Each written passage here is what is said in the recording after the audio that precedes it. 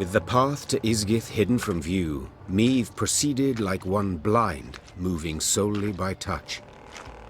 With each step, she could not know if she would find rock or plunge beneath the black water's surface.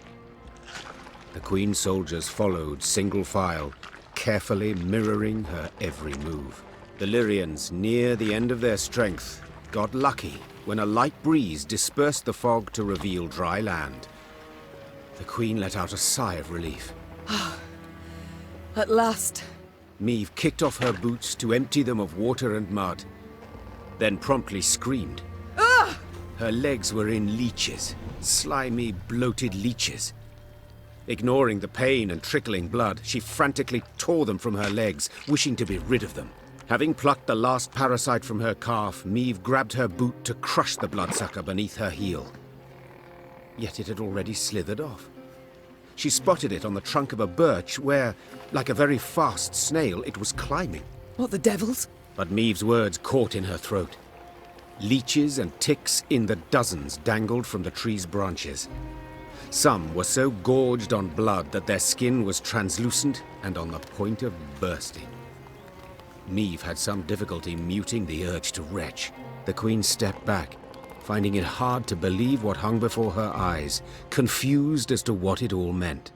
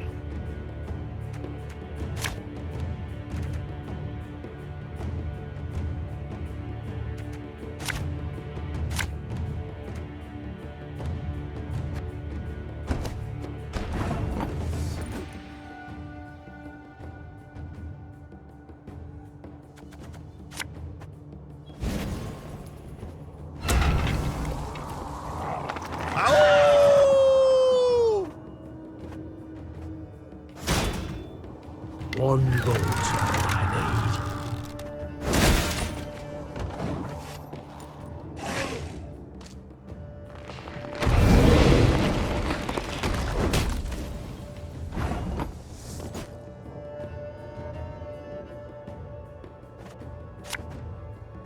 No time for that!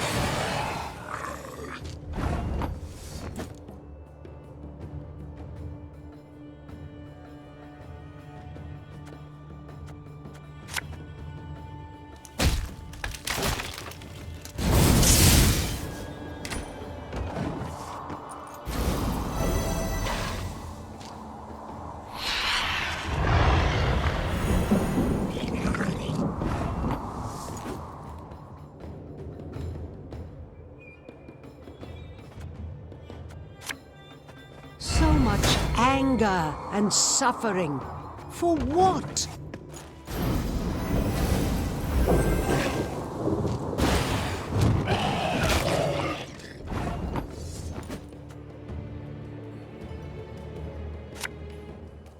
Thing about slings, they hide well.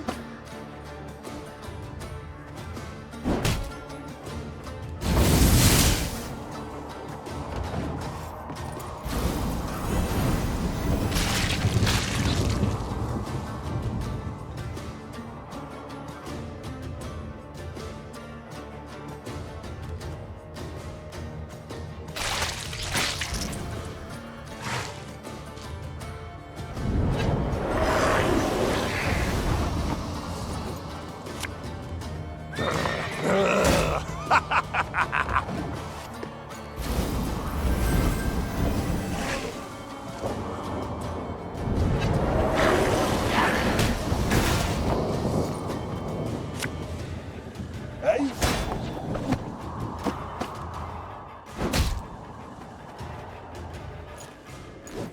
Ah!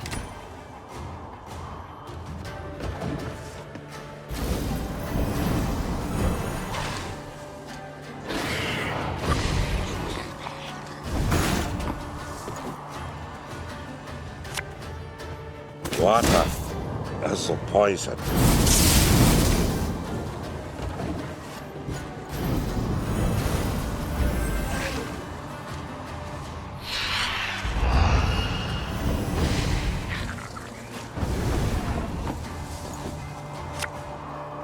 Ever have a stone knock out one of your teeth?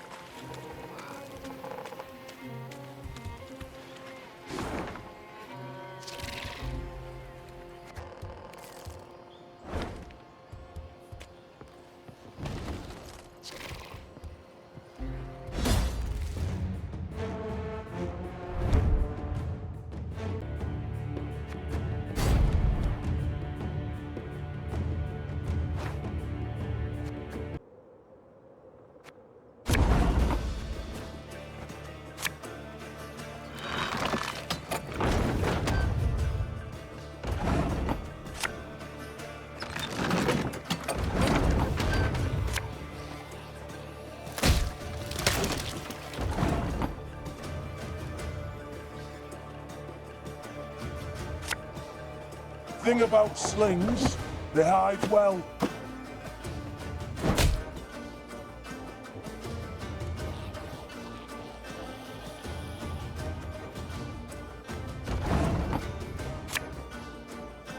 If the ring won't come off, just take the whole finger.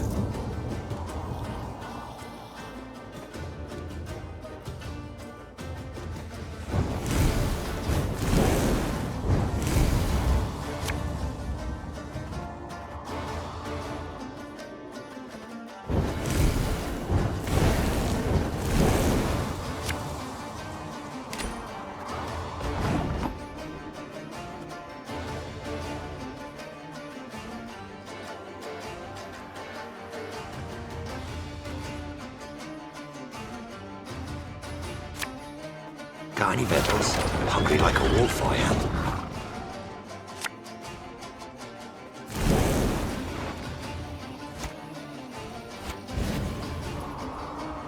Hey?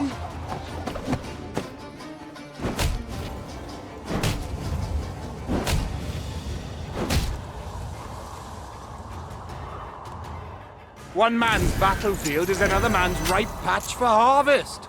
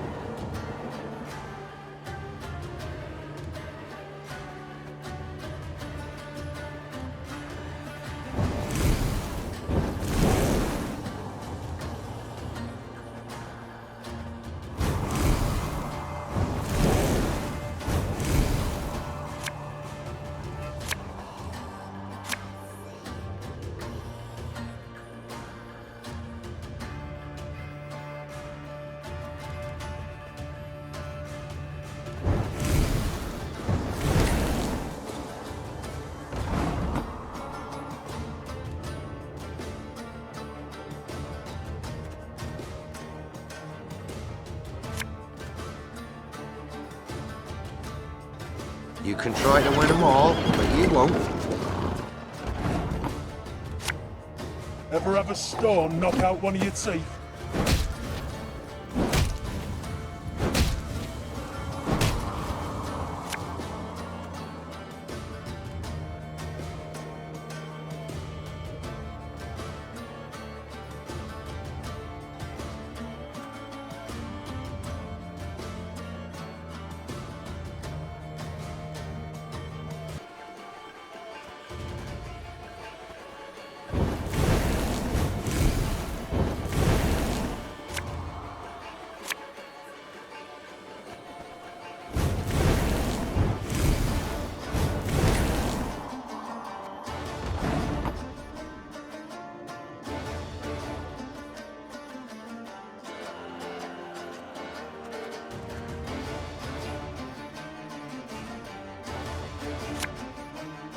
Stop your yapping and start digging.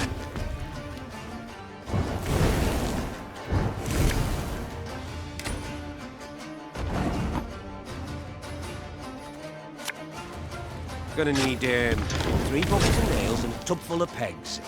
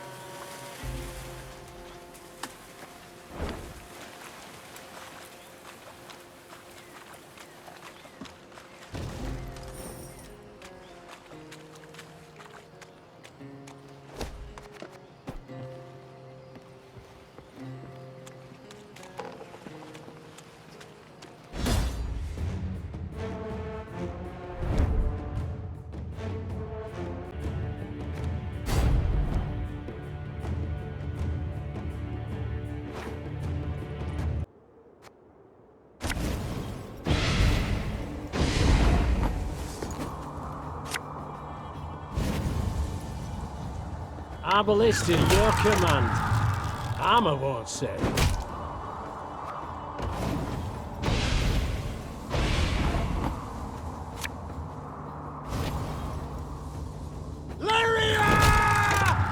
One bullet's all I need.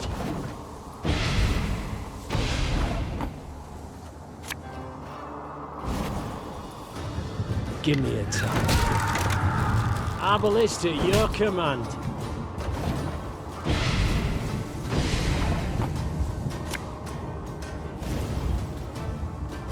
I'm a warsaw.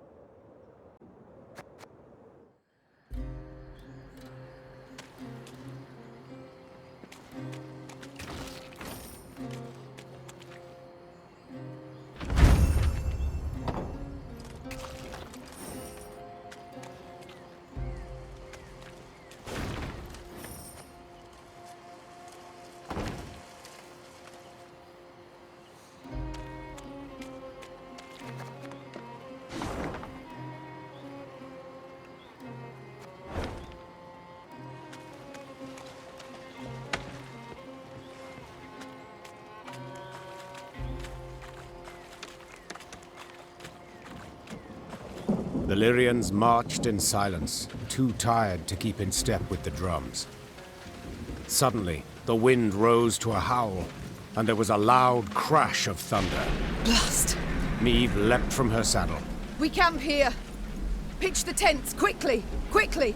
As the soldiers rushed to unload the wagons, a wall of water came down, soaking them to the bone. Later, they sat in their leaky tents, huddled, teeth chattering, violent coughs rocking their frames. The storm raged the night through, then finally passed before dawn. Meve emerged from her tent to wring out her coat.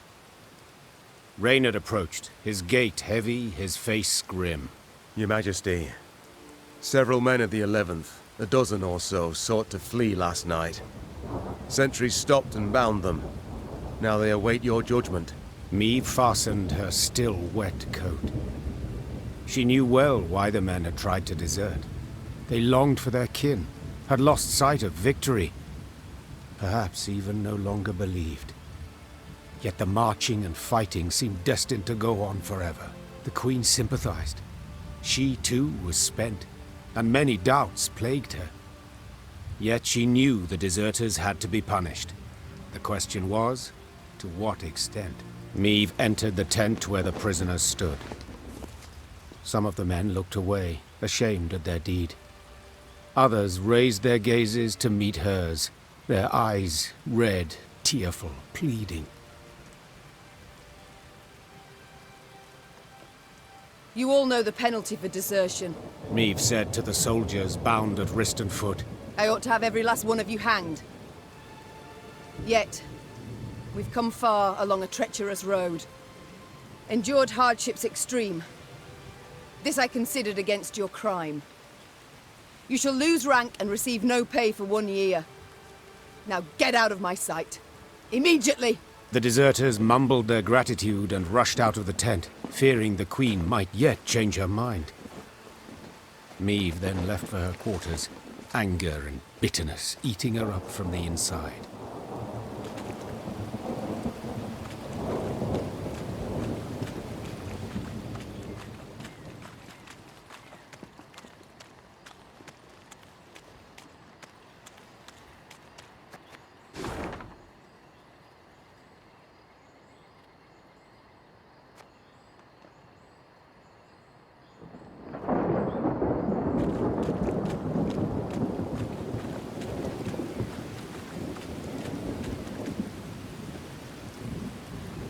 Gods, have we passed the very threshold into hell?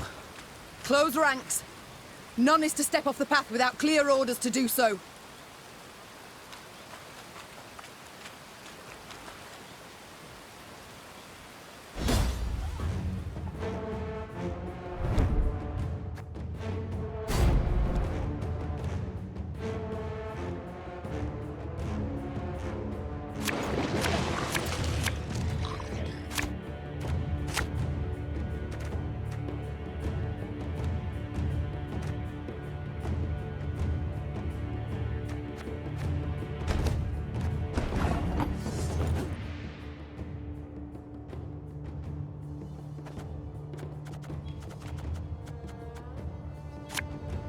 Naturally.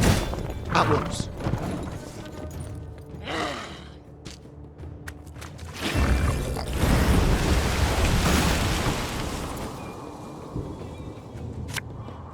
Army's a waste of time for one like me.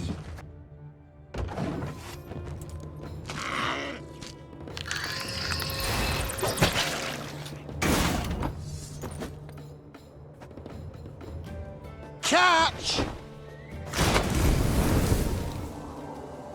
For you, pal! Anything.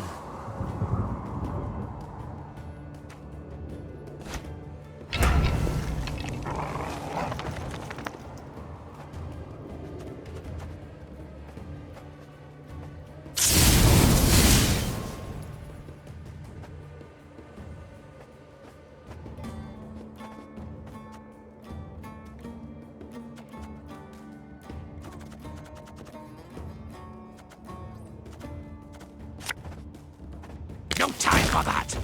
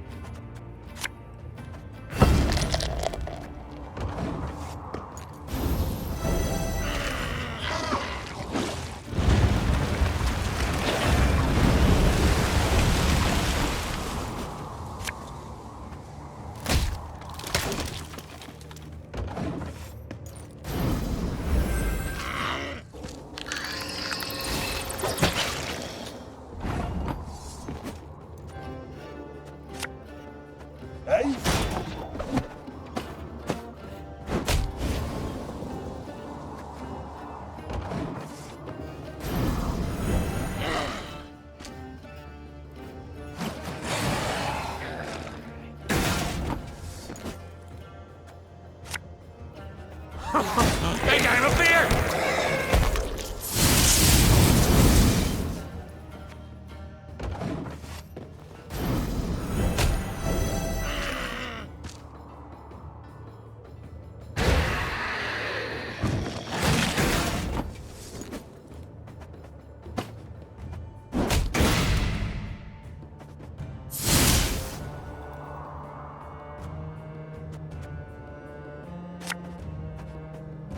Death is only the beginning!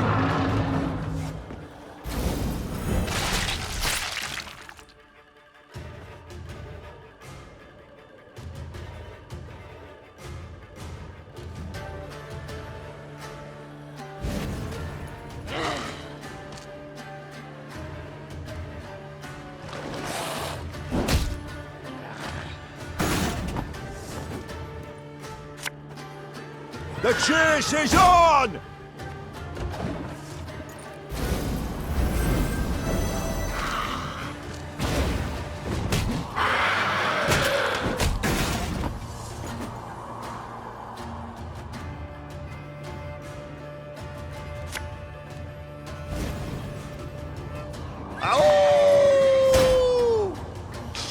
I smell a leak.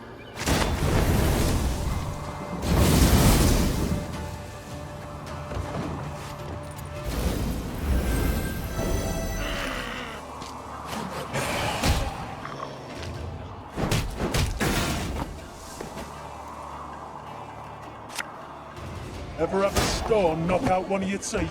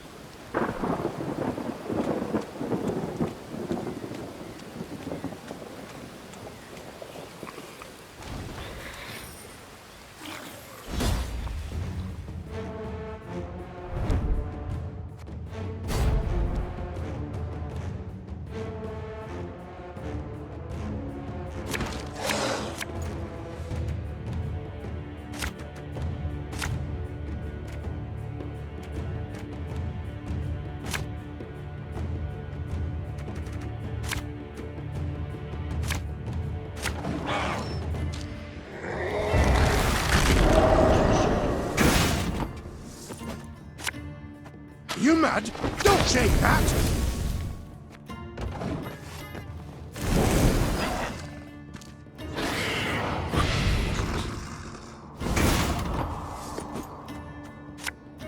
This could hurt.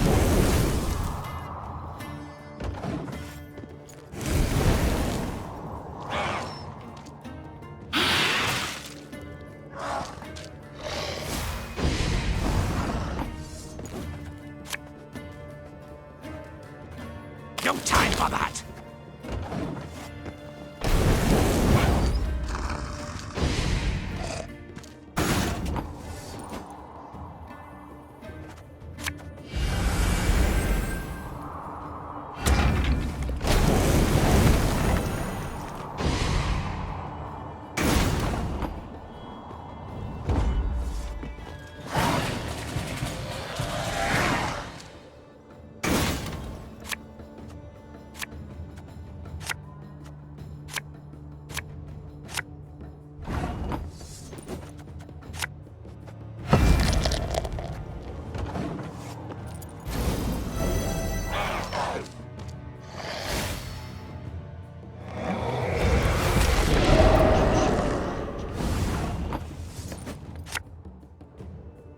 Naturally. At once.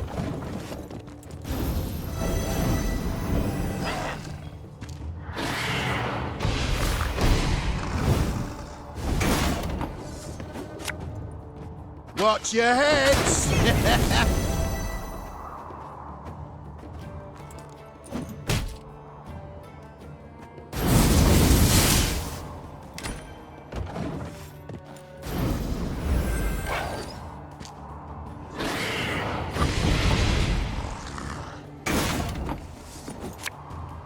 Left, right, left, right.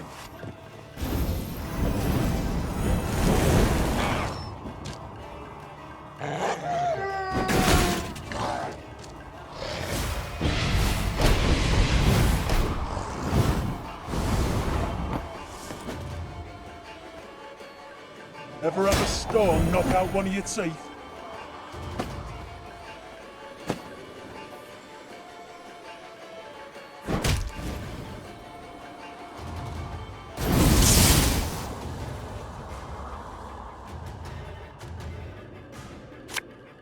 Yeah, yeah!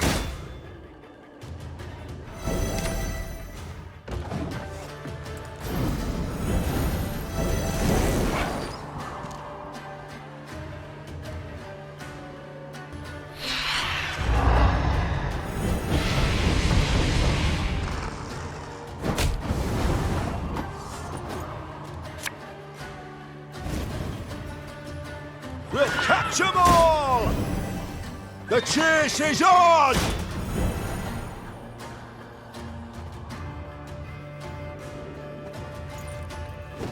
Ha!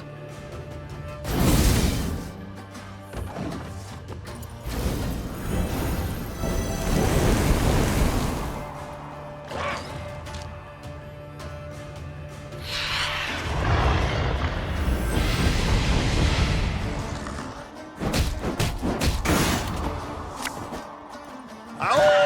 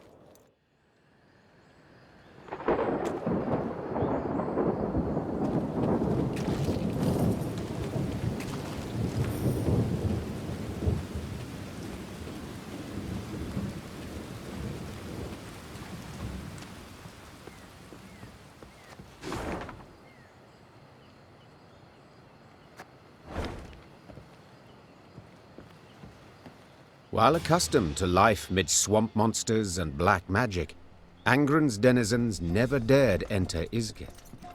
The Lyrians only once saw signs of a human presence there, when they spotted a group of thatched-roof huts amongst alders. That settlement, is it inhabited?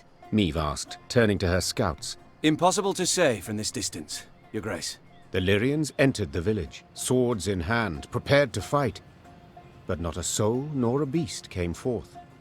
Some homes had collapsed from rot, while tall grass concealed the paths between them. Yet, someone had been there not long past, for fresh ghoul cadavers lay by the well. Meve knelt beside the corpse of one cut clear in half.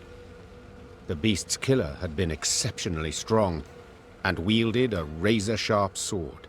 More likely to come around. Meve leapt to her feet. A man in thick leather armor had emerged from one of the huts. Transfixed by his cat eyes, the Queen nonetheless sensed he was rather badly hurt. Were that true, my scouts would have blown their horns. The man pulled out a pendant shaped like a bear's head. It hummed and twitched as if striving to free itself of its chain. Far as monsters go, he said, lips curling into an unpleasant smile. Witchers aren't usually wrong. A moment later, a scream pierced the air. Quickly, instinctively, Meve drew her sword and lunged forth.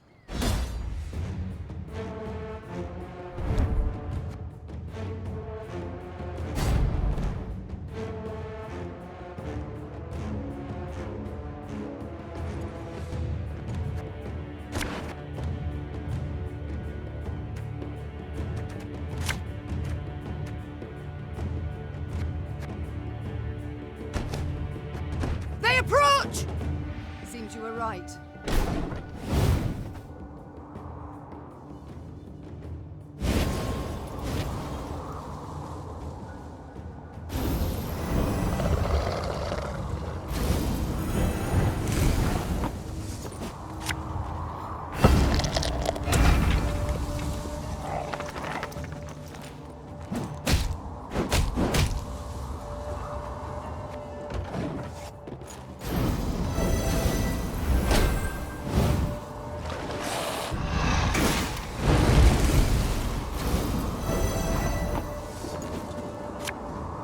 Watch your heads!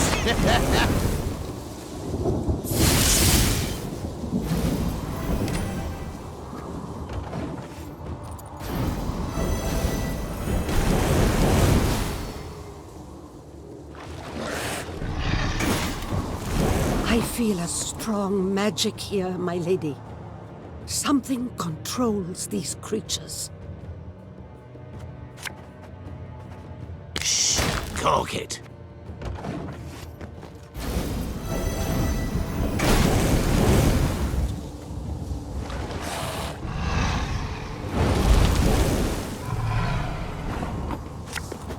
Blood washes away all shame!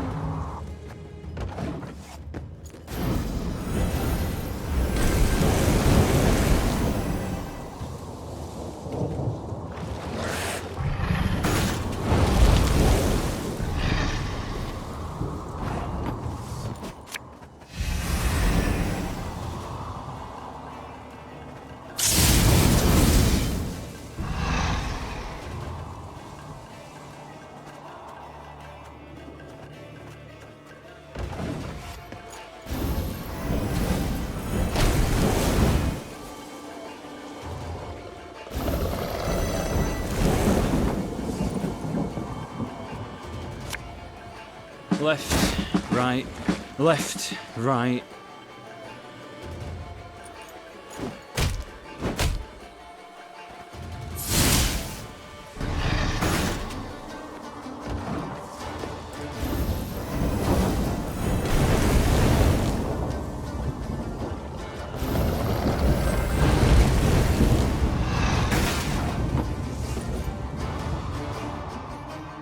May disgrace ends here! Time I wiped it away!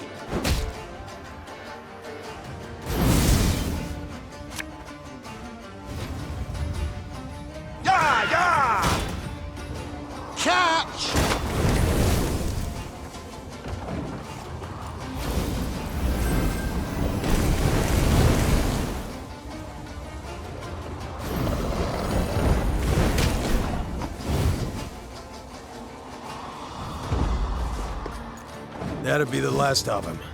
Should be quiet for a bit.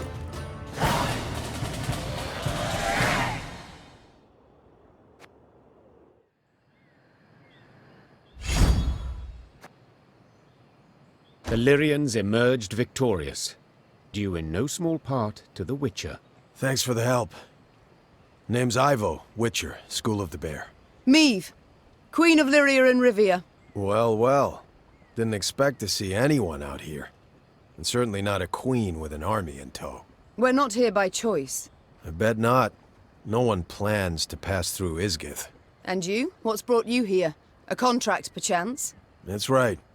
Hunting a monster. This beast you're out to slay, what is it? Hang on. You mean to tell me you've led your force into Isgith and don't even know what lives here? I believe I was clear. We're not here by choice. Yeah, but now that you are here, it'll take a minor miracle to get you out. Isgith swamps, realm of a truly dangerous being. Elves call it Thronebreaker, the Bloody Mistress. Over generations, locals twisted the name until it became Guernicora. Indeed. I've heard it. So you've also probably seen her beloved fruit, leeches and ticks. You'd all be wise to stay away from them. This Guernicora, what is she exactly? Depends who you ask. Elves saw a fallen goddess in her. Never managed to cut her down while they lived here, but they did stem her growth, kept her from growing stronger. As for the local humans, spirit of a cursed princess, that's their take. Deep belief, actually. Care to elaborate? Stories that she was riding north to marry a Temerian duke. Whole retinue and caravan got lost, wagons got stuck, everybody drowned in the bog. Quicksand got him, that sort of thing. Guernicora grabbed a root before the quagmire swallowed her whole. Hollered for hours. But there wasn't a soul around to hear her. Leeches, hundreds covered her, settled in for a royal feast. Sucked her dry, drained her to pretty much the last drop. Fear and revulsion so completely overcame her spirit, she couldn't pass into the afterlife. So she came back, revived by Isgith's magic. Ugh. A chilling tale. Yeah, except made up, probably. Don't believe the elven legends either. Guernicora's a monster, plain and simple. Extremely dangerous, sure, but just a monster. The leeches and ticks, you called them her fruit. It's kinda complicated. We've time enough. Guernicora's a little like a vampire. They're kindred creatures. Except, instead of feasting on the blood of others, she feeds them her own. I'm not certain I understand. They're parasites, right? She puts them on her body, feeds them her own blood, then hangs them on shrubs and trees. Ugh. To what end? To other monsters, they're delicacies. Sweet, juicy, full of Guernicora's blood. Irresistible. Any beast that tastes that loses its mind, turns into Guernicora's slave. So, if your paths cross and push comes to shove, she's not gonna be alone. Find yourself fighting the whole damn swamp.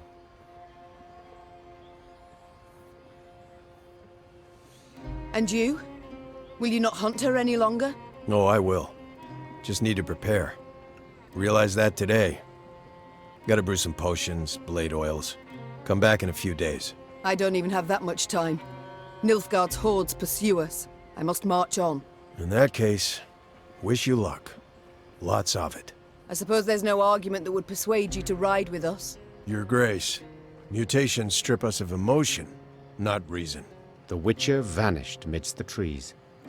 And Meve simply hoped her soldiers had not overheard any part of their conversation.